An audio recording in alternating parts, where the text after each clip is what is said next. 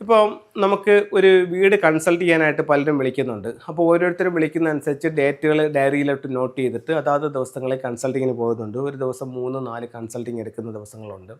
അപ്പോൾ അങ്ങനെയാകുമ്പോൾ നമ്മളിപ്പോൾ ഒരു വീട്ടിൽ കൺസൾട്ടിങ്ങിനായിട്ട് ചെന്നു. കൺസൾട്ടിങ്ങിനായിട്ട് ചെല്ലുമ്പോൾ അവരിപ്പോൾ വിളിക്കുന്നത് എത്ര ആൾ സാറേ, ഇതണക്ക് എൻ്റെ വീട് സാറിൻ്റെ യൂട്യൂബിലെ പ്രോഗ്രാമൊക്കെ ഞാൻ കാണുന്നുണ്ട്. അപ്പോൾ എൻ്റെ വീടൊന്ന് കൺസൾട്ട് ചെയ്താൽ കൊള്ളാമെന്നത്. സാറിന് വരാൻ പറ്റുമോ? സാറ് കൺസൾട്ടിങ്ങിനൊക്കെ പോകുന്നുണ്ടോ? ഞാൻ കൺസൾട്ടിങ്ങിന് പോകുന്നുണ്ടല്ലോ. നിങ്ങൾ എന്നാ ഡേറ്റ്? അത് ഇന്ന ഡേറ്റിന് സാറിന് പറ്റുമോ? ഞാൻ ഇന്ന് ഡയറി നോക്കിക്കോട്ടെ. ഈ ഡേറ്റ് എനിക്ക് ഫ്രീ ആണല്ലോ. അങ്ങനെയാണെങ്കിൽ ഞാൻ വരാം. എവിടെയാണ് സ്ഥലം? അത് ഇന്നടുത്താണ്. നിങ്ങൾ എൻ്റെ കറണ്ട് ലൊക്കേഷൻ അയക്കൂ, ഞാൻ വരാം. അങ്ങനെ നമ്മൾ ആ സൈറ്റിൽ ചെല്ലുന്നു.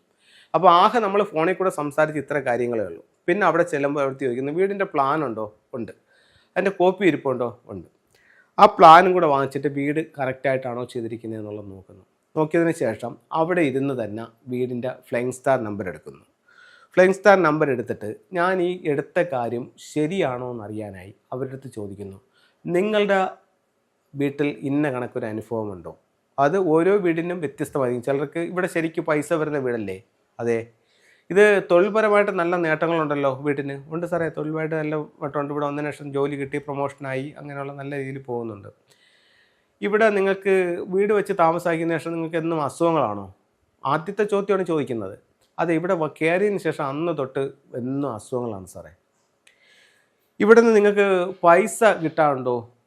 ഉണ്ട് സാറേ, ഇത് ഇന്ന ആവശ്യത്തിനായിട്ട് കൊടുത്തിട്ട് അവർ തന്നില്ല, ഇത്ര രൂപ ഇന്നടുത്ത് കൊടുത്തു, ഇന്ന സ്ഥലത്ത് പോകാനായിട്ട് അവർ പറ്റിച്ചിരിക്കുകയാണ്. അല്ലെങ്കിൽ ഏറ്റവും അടുത്തൊരു ബന്ധം ഉണ്ടായിരുന്നു സാറേ, 2 ദിവസത്തിനകത്ത് തരാമെന്നും പറഞ്ഞ് അവിടെ ഒരു കല്യാണ ആവശ്യത്തിനായിട്ട് വാങ്ങിച്ചതാണ്, വർഷം 3 കഴിഞ്ഞു, ഇതുവരെ കിട്ടിയിട്ടില്ല. അവരുടെ പ്രധാന പ്രശ്നം എന്താണെന്ന് ആ വീടിൻ്റെ ഫ്ലൈയിങ് സ്റ്റാർ എടുത്ത് അവിടെ ഇരുന്നു കൊണ്ട് തന്നെ അവരുടെ അടുത്ത് ഒറ്റ ചോദ്യത്തിലൂടെ തന്നെ നമുക്കതിനെ ഇത് കറക്റ്റ് ചെയ്യാനായിട്ട് സാധിക്കും. അപ്പം ഇത് ഇത്രയും കറക്റ്റായിട്ടുള്ളൊരു സയൻസ് ആയതുകൊണ്ടാണ് നമുക്കിതിനെ ഇങ്ങനെ ചെയ്യാനായിട്ട് സാധിക്കുന്നത്. ഇത് വാസ്തു നിയമങ്ങൾ വെച്ചിട്ടല്ല ഞാൻ ഈ ചോദ്യങ്ങൾ ചോദിക്കുന്നത്. ഫെങ്ഷുയി പ്രകാരം വീടിൻ്റെ എൻട്രൻസിൽ വന്നിരിക്കുന്ന സ്റ്റാർ അവരെ എങ്ങനെ സ്വാധീനിക്കുന്നു, അത് ഞാൻ എടുത്ത കണക്ക് കൃത്യമാണോ എന്നുള്ളത് മനസ്സിലാക്കാൻ വേണ്ടിയിട്ടാണ് അവിടുത്തെ ആ ചോദ്യം ചോദിച്ചത്. അതവിടെ അക്ഷരം പ്രതി കറക്റ്റായിരിക്കും. അപ്പോൾ ഇത് നമുക്ക് മുമ്പ് കണ്ടിരിക്കണമെന്നോ അല്ലെങ്കിൽ നമുക്കറിയാവുന്ന വീടായിരിക്കണമെന്നോ ഒന്നുമില്ല. നമ്മളാ വീട്ടിൽ ചെല്ലുക, കറക്റ്റായിട്ട് അതിൻ്റെ പ്ലാനും കാര്യങ്ങളും എടുക്കുക, അതിൻ്റെ ഫ്ലൈയിങ് സ്റ്റാർ എടുക്കുക, അവരുടെ അടുത്ത് കൃത്യമായിട്ട് കാര്യങ്ങൾ ചോദിക്കാനായിട്ട് സാധിക്കും. അപ്പം ഇത് അതിൻ്റെ ഫ്ലൈയിങ് സ്റ്റാർ നമ്പറാണ്, വീട് വെച്ചപ്പം വന്നതാണ്, ഇനി ഒരിക്കലും അത് പോകില്ല. അതേപോലെ തന്നെ ആനുവൽ സ്റ്റാർ നമ്പർ വരുന്നുണ്ട്. ഇപ്പോൾ ഒരു വീട്ടിൽ ചോദിച്ചു, നിങ്ങളുടെ വീട്ടിൽ നിങ്ങൾക്ക് പുറത്തുനിന്ന് പൈസ എല്ലാം കിട്ടാണ്ടോ? അപ്പോൾ അവർ പറയും സാറേ ഇന്ന കണക്ക് പൈസ കിട്ടാണ്ട് ഇത്ര വർഷമായെന്ന് പറഞ്ഞു. അതേപോലെ തന്നെ വർഷാവർഷം ഒരു നക്ഷത്രവും വരുന്നുണ്ട്, ഈ പറ്റിപ്പിൻ്റെ നക്ഷത്രം. അപ്പം 7 എന്ന് പറയുന്ന നക്ഷത്രമാണ് ഈ പറ്റിപ്പും കടബാധ്യതയും ഉണ്ടാക്കുന്ന നക്ഷത്രം. അപ്പോൾ നിങ്ങളുടെ വീടിൻ്റെ 2025 നിങ്ങളുടെ വീടിൻ്റെ പ്രധാന വാതിൽ വടക്ക് ഭാഗത്താണോ?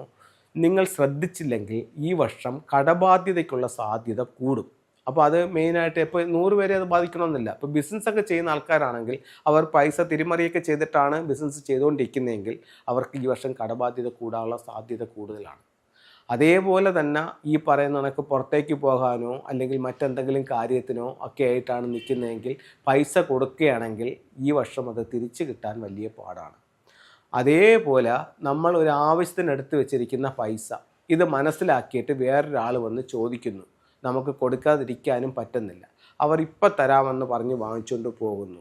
ഈ വർഷം കൊടുത്താൽ വടക്ക് ദർശനമുള്ള വീട്ടുകാർക്കും വടക്ക് പ്രധാന വാതിലുള്ള വീട്ടുകാർക്കും വടക്ക് വശത്ത് ബെഡ്റൂമുണ്ട്, ആ ബെഡ്റൂമിൽ കിടക്കുന്നവർക്കും ഈ നക്ഷത്രം വളരെ വളരെ അധികം സ്വാധീനിക്കും. ഇതൊരു മുന്നറിയിപ്പായിട്ട് കണക്കാക്കുക. ഒരു കാരണവശാലും ഇത്തരം പൈസകൾ ഈ വർഷം നിങ്ങൾക്ക് കൊടുത്തു കഴിഞ്ഞാൽ തിരിച്ചു കിട്ടുന്നത് വലിയ പാടായിരിക്കും. ഇത് ഞാൻ പറയുന്നതല്ല, ഫെങ്ഷുയിലെ നക്ഷത്രം വെച്ചിട്ട് ഞാൻ പറയുന്നതാണ്. അപ്പോൾ ഇതൊന്ന് വളരെയധികം ശ്രദ്ധിക്കുക. ഇനി നിങ്ങൾക്ക് ഈ ഒരു നക്ഷത്രം നിങ്ങളെ ദോഷകരമായി ബാധിക്കാതിരിക്കാനും നിങ്ങൾക്ക് മുൻകാലങ്ങളിൽ കൊടുത്തിട്ടുള്ള പൈസ ഒരുപക്ഷെ തിരിച്ച് കിട്ടാനും എന്ത് ചെയ്യാം എന്നുള്ളതാണ് അടുത്തൊരു ചോദ്യം. നിങ്ങളുടെ വീടിൻ്റെ പ്രധാന വാതിൽ വടക്കാണെങ്കിൽ അതിൽ വീടിനകത്തോ പുറത്തോ ഒരു മിനിമം 4 സ്ക്വയർ ഫീറ്റ് വരുന്ന ഒരു ബ്ലൂ മാറ്റ് ഇടുക. ഇതൊരു ദോഷം കുറയ്ക്കാൻ നല്ലതാണ്. അതേപോലെ തന്നെയാണ് ബ്ലൂ റൈനോ എലിഫൻ്റ് എന്ന് പറയുന്നൊരു സ്റ്റാച്യു ഉണ്ട്. അത് പ്രധാന ഡോറിൽ നിന്നും പുറത്തേക്ക് നോക്കി വെക്കുന്നതും നഷ്ടപ്പെട്ടു പോയ പൈസ തിരിച്ചു കിട്ടാനും നല്ലതാണ്. അപ്പോൾ ഇത്തരത്തിലുള്ള കാര്യങ്ങളൊന്ന് ചെയ്ത് നോക്കൂ. ഞാൻ ഈ ബ്ലൂ റൈനോ എലിഫൻറ്റ് നിങ്ങൾക്കൊന്ന് പരിചയപ്പെടുത്തി തരാം. അപ്പോൾ നമ്മൾ ഫെങ്ഷുയിലൊക്കെ വീഡിയോ ചെയ്യുമ്പോൾ പലർക്കും ഈ ടൂളുകൾ എവിടെ കിട്ടും, എവിടെ നിന്നാണ് കിട്ടുന്നത്, ഇപ്പോൾ നമ്മൾ മറ്റുള്ള പിന്നെ ഇതിൽ നിന്നും വാങ്ങിച്ചു കഴിഞ്ഞാൽ അത് ഒറിജിനലാണോ എന്നൊക്കെ ഡൗട്ടുണ്ട്. അപ്പം കൊല്ലം ജില്ലയിൽ അഞ്ചൽ എനിക്ക് ഷോപ്പുണ്ട്. അപ്പോൾ നിങ്ങൾക്ക് വേണമെങ്കിൽ ഈ ടൂൾസുകൾ അവിടെ വന്ന് വാങ്ങിക്കാം. അതുപോലെ തന്നെ ഇത് നിങ്ങൾക്ക് കൊറിയറായിട്ട് അയക്കണമെങ്കിൽ ഇന്ത്യക്കകത്ത് എല്ലാ സ്ഥലങ്ങളിലും നമ്മൾ ഈ സാധനങ്ങൾ കൊറിയറായിട്ട് അയച്ചു കൊടുക്കുന്നുണ്ട്. നിങ്ങൾ എൻ്റെ കയ്യിൽ നിന്ന് തന്നെ വാങ്ങിക്കണമെന്ന് യാതൊരു നിർബന്ധവുമില്ല. അപ്പോൾ പലരും പറയുന്നുണ്ട്, സാറേ വാങ്ങിച്ചിട്ട് അത് ഒറിജിനൽ അല്ലായിരുന്നു, ഇന്നലെ കയറെന്ന് പറഞ്ഞതുകൊണ്ട് ഞാൻ പറഞ്ഞതാണ്. അപ്പോൾ നമ്മൾ ഇവിടുന്ന് കൊടുക്കുന്ന എല്ലാ സാധനവും ഒന്ന് എനർജൈസ് ചെയ്തിട്ടാണ് കൊടുക്കുന്നത്. അപ്പോൾ അത് എനർജൈസ് ചെയ്യുന്നത് എങ്ങനെയാണെന്ന് മുമ്പുള്ള പല വീഡിയോകളിലും ഞാനത് പറഞ്ഞിട്ടുണ്ട്. അതൊരു എപ്പോഴും ഫെങ്ഷി കൺസൾട്ടൻറ്റുമാരെന്ന് വാങ്ങിക്കുമ്പോൾ അതിനൊരു എനർജി കൊടുത്തിട്ട് അതിനൊന്ന് പവറാക്കിയിട്ടാണ് അത് വെക്കുന്നത്. അപ്പോഴാണ് അതിൻ്റെ ഒരു എനർജി കൂടുന്നത്. ഓക്കെ, ഞാൻ ആ ബ്ലൂ റൈനോ എലിഫൻ്റ് ഒന്ന് കാണിക്കാം. ഇതാണ് ബ്ലൂ റൈനോ എലിഫൻ്റ് എന്ന് പറഞ്ഞ ഒരു സ്റ്റാച്ചു. ഇത് മെയിൻ ഡോറിലേക്ക് നോക്കിയാണ് വെക്കേണ്ടത്. ഇത് നമ്മുടെ ലിവിങ് റൂമിൽ വെക്കാം. മറ്റുള്ളവരുടെ ദൃഷ്ടി തട്ടാതിരിക്കും, കയറി വരുമ്പോഴത്തേക്ക് തന്നെ കാണുന്ന രീതിയിൽ ലിവിങ് റൂമിൽ വെക്കാം. അതുപോലെ തന്നെ നിങ്ങളുടെ ലിവിങ് റൂമിൻ്റെ സൗത്ത് ഈസ്റ്റിൽ വെക്കുന്നതും സാമ്പത്തികമായിട്ട് അഭിവൃദ്ധി ഉണ്ടാവാനായിട്ട് നല്ലൊരു ടൂളായി ഇതിനെ ഫെങ്ഷുയിൽ കണക്കാക്കുന്നുണ്ട്.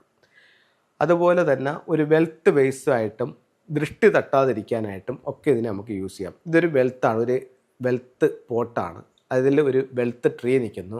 ആ ട്രീയിൽ ബ്ലൂ ഐയുടെ മുത്തുകളുണ്ട്. അത് ദൃഷ്ടി തട്ടാതിരിക്കാനും നമുക്കത് ഉപയോഗിക്കാം. അപ്പോൾ ഇത്തരത്തിലുള്ള ഓരോ ടൂളുകളും നിങ്ങളുടെ ജീവിതത്തിൽ വലിയ പ്രയോജനങ്ങൾ ഉണ്ടാക്കി തരട്ടെ എന്ന് പ്രാർത്ഥിച്ചുകൊണ്ട് നിർത്തുന്നു. നമസ്തേ.